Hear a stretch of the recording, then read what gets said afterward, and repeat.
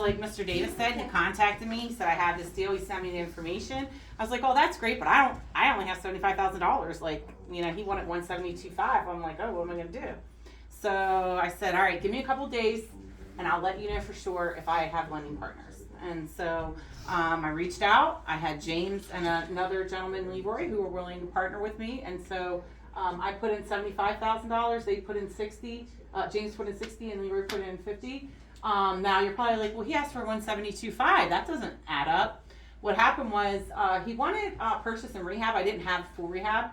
So what I did is I gave him 185 so that at closing, he paid 172 for the house plus some closing costs. But he actually ended up walking away with $2,463 in his pocket. So what that extra money did is it paid his closing costs, which was his points, his prepaid interest, and then whatever closing costs he had.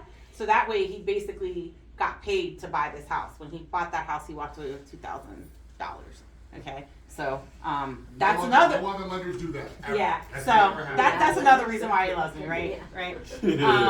So then, so this is kind of just a breakdown. Now, this number of $56,000, this is only his profit, but before he sells it. Once he sells it, there are going to be fees for realtors and things like that. But he's still looking at probably like $30,000. That's if the price is at $279. Now, when we originally did this deal, when we did the analysis, I did my numbers based on 260 because I'm always very, very conservative with my numbers. And then, so what happens is when we go to do the lending, we have what's called a note, which is the promise to pay. And then we have the mortgage document. The mortgage document is the instrument that gets recorded at the courthouse, and that secures our lien. We always have a first lien position. What James was saying, what I do differently is a lot of private lenders out there have a situation in where they lend in their LLC and then they have an agreement with you that says, hey, this is the money you gave me and this is what I'm going to pay you, but they are not on the note and mortgage. All you have is this separate agreement. And if you've been watching the news, there are several people that are under investigation for doing that because what they do is they go and create these agreements with all of these other people in the same house. People don't know that. So what I do to protect myself and to protect you guys is I make sure we're all on the note and mortgage. We are all legally recorded. And some of you guys know, but my motto is called secure the bag. Secure the bag. So that mortgage secures your bag. Okay? So when you go to lend in the stock market, you're not securing your bag. You're giving your money to somebody you have no idea really what it's invested in. When you're buying this house and you're doing the loan, you have a lien against this house. So if this person doesn't pay you your interest, you can go and you can foreclose on it. And because these are business loans, you don't have to go through the same rigorous foreclosure process that you have to do if it's a residential home. And there is language in my contract that says that this is a business loan. Okay, and it also says that I vet my people to make sure they have $10,000 or more and then they're lendable. You guys agree?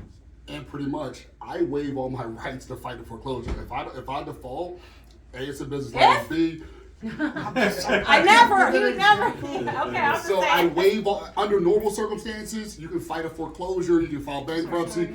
All rights are waived. So Yeah. you default.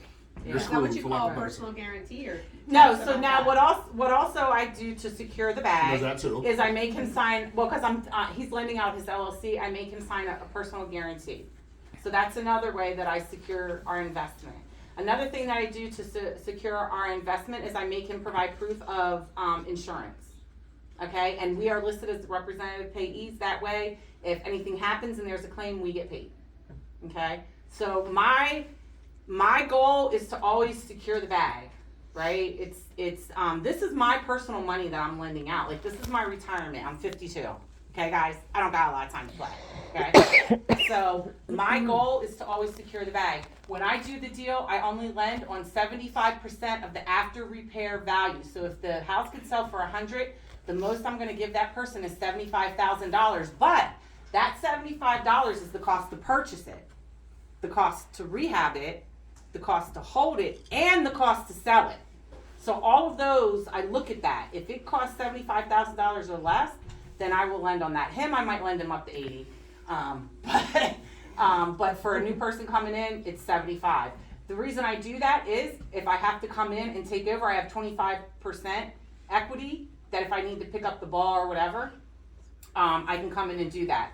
When I do a purchase and rehab loan, okay, so his is purchase, I gave him a little bit towards rehab, which wasn't much, but usually when I do a purchase and rehab, what I do is I'll give him the amount to purchase, or sometimes I'll give him a little extra so that it covers his costs, right? But then what I do, in order for him to get that first rehab draw, I do 3 draws. In order for him to get that first draw, he has to show me that that lien was recorded from the purchase of the house.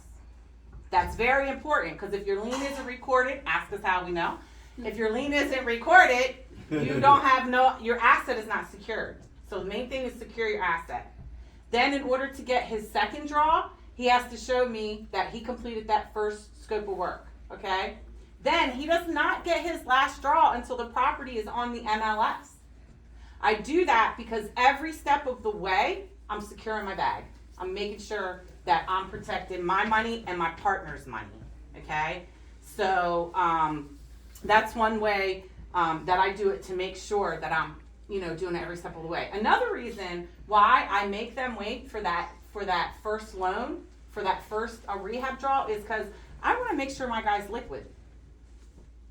If you can't go in there and get started on that property without my money, Got bigger problems. yeah. So just because people are flipping doesn't mean they're businessmen. Doesn't mean that they're liquid. Some of them are like on their last dime. Okay, so that's very important.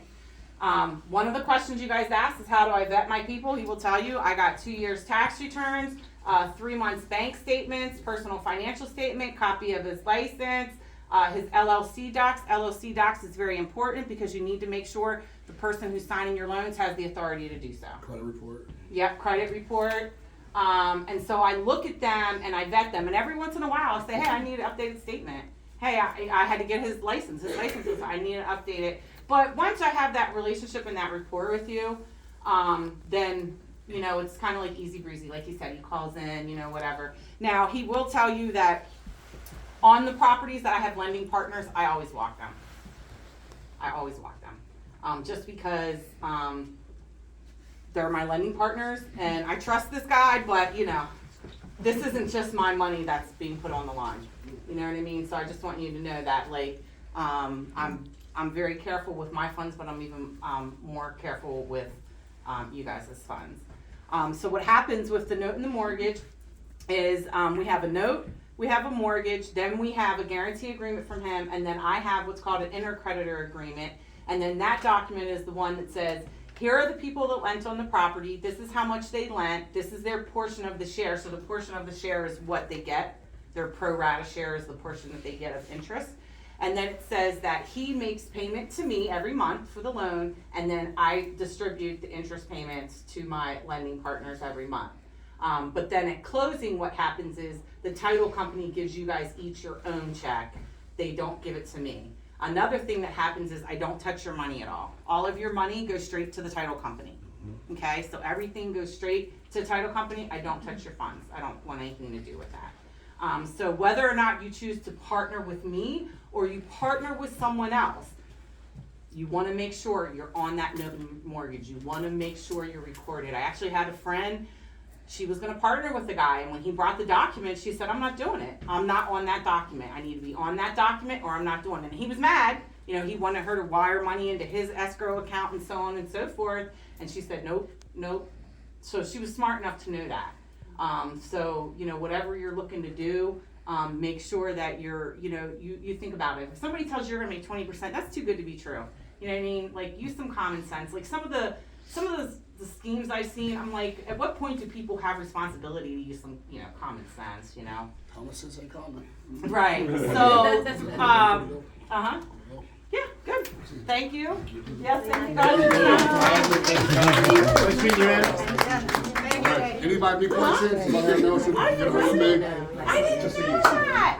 That's my yoga girl. Where's Chan Chan? You're right there, just up towards me. Where's Chan Chan? Okay. You don't need it. I think it's outside on the phone. Yeah, we're going to Quigley's afterwards, so if you guys want